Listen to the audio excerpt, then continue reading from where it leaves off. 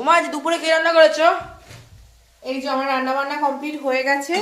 চলো তোমাদের সাথে শেয়ার করি কি রান্না করলাম। আজকে হলো বৃহস্পতিবার। চলো, এখানে আছে একদম গরম গরম ভাত,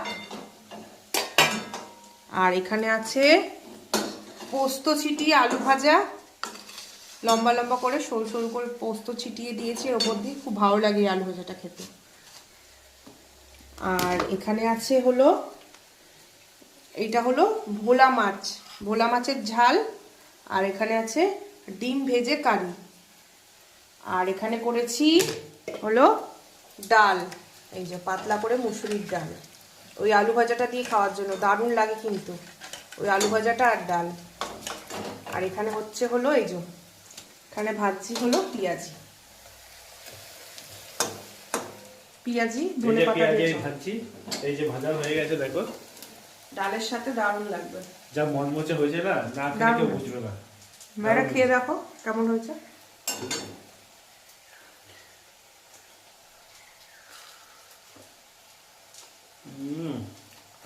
দারুণ দারুণ দারুণ।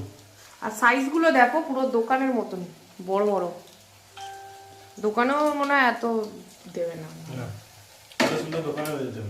পাতলা করে বড় করে।